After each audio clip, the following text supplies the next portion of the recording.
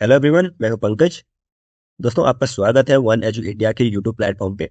पिछले कुछ सालों से देश के कुछ राज्यों में बुलडोजर जस्टिस काफी प्रिवलेंट रहा है और काफी चर्चा का विषय रहा है, जहां पर देश की जुडिशियल सिस्टम को बाईपास करके एग्जीक्यूटिव ऑर्डर से ही गुनाह तय भी किए जाते हैं और उसके बाद सजा भी दी जाती है।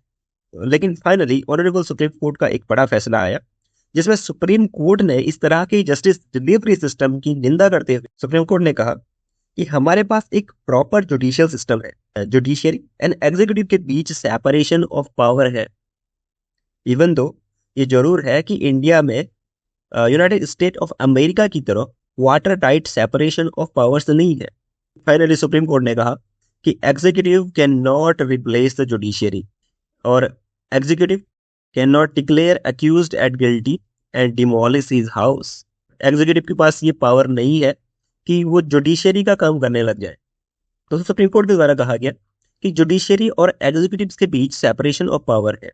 जो एडजुडिकेटरी फंक्शंस होते हैं, यानी कि जहाँ पे पहले हियरिंग होती है और उसके बाद डिसाइड करना होता है मैटर और उसके बाद जो भी जजमेंट दिया जाता है, इस तरह के जो फंक्शंस होते हैं वो जुडिशियरी के फंक्शंस हैं और एग्जीक्यूटिव इस तरह से जुडिशियरी को रिप्लेस नहीं कर सकते।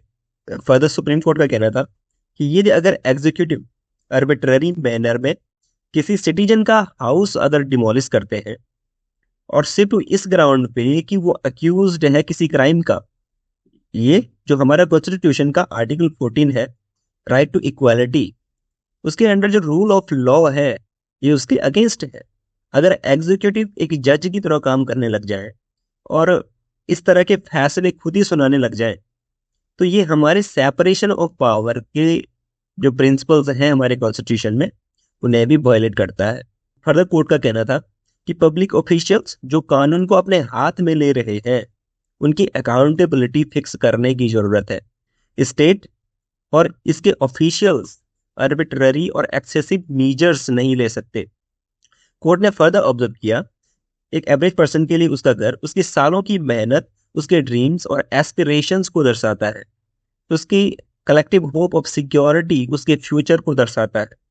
और अगर अथॉरिटी इस तरीके से उसके घर को छीन लेंगी, अथॉरिटीज को यह सेटिस्फाई करना होगा कि ये ही एक आखिरी रास्ता था उसे सजा देने का।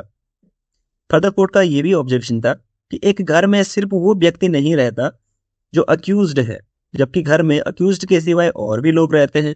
घर को डिमोलिश करके अब अक्यूज्ड के सिवाय उसकी पूरी फैमिली को सजा दे रहे हैं, तो ये एक अनार्की है। ये हमारे कॉन्स्टिट्यूशन का आर्टिकल 21 है, right to life and liberty, ये इसको भी वायलेट करता है। फर्दर कोर्ट ने यह भी कहा कि कोई भी इंडिविजुअल, चाहे वो अक्यूज्ड है, वो अंडर ट्रायल है या फिर वो कन्विक्ट ही क्यों ना हो, उसके भी तो अदर सिटीजन्स की तरह कुछ राइट होते हैं। राइट टू डिग्निटी जो है अंडर आर्टिकल 21, ये एक फंडामेंटल राइट है। इस तरह से आप किसी को क्रूअल और इनह्यूमन ट्रीटमेंट नहीं दे सकते। Further supreme court of India ने आर्टिकल 142 को एक्सरसाइज किया और कुछ डायरेक्शंस यहाँ पे बताए हैं। पहला, सुप्रीम कोर्ट ने कहा कि executive can not replace the judiciary in performing its core functions. Adjudication judiciary का काम है, ना कि एग्जीक्यूटिव्स का। दूसरा, it will be totally unconstitutional if the houses of people are demolished merely because they are accused or even convicted। Court का यह भी कहना था कि कोई भी व्यक्ति वो अक्यूज्ड है या फिर कन्विक्ट ही क्यों ना हो, आप उसके हाउस को डिमोलिश नहीं कर सकते। ये टोटली अनकॉन्स्टिट्यूशनल है। सुप्रीम कोर्ट ने डायरेक्शन दिया कि no demolition should be carried out without a prior show cause notice. कोई भी प्रॉपर्टी को डिस्ट्रॉय करने से पहले आपको शो कॉज नोटिस दिखाना होगा। ऑर्डर ऑफ डिमोलिशन पास होने के बाद भी जो अफेक्टेड पार्टीज है वो अप्रोप्रिएट फॉरम में जा सकती है और इस ऑर्डर को चैलेंज कर सकती है। उसको इनफ टाइम देना होगा। फर्दर जो डायरेक्शन था, कन्विक्ट डिमोलिशन ऑर्डर को चैलेंज नहीं भी करना चाहती तो उसको उस केस में भी उस पर्टिकुलर प्लेस को वैकेट करने के लिए सफिशिएंट टाइम जो है वो देना पड़ेगा। फर्दर जो भी नोटिस दिया जाएगा वो रजिस्टर्ड पोस्ट द्वारा दिया जाएगा और उसके बाद additionally notice shall be fixed on outer portion of the structure.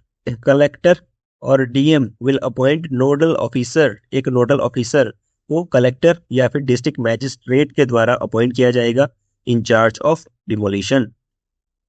जो प्रोसीडिंग होगी डिमोलिशन की उसको वीडियोग्राफ किया जाएगा और वीडियो को प्रिजर्व किया जाएगा।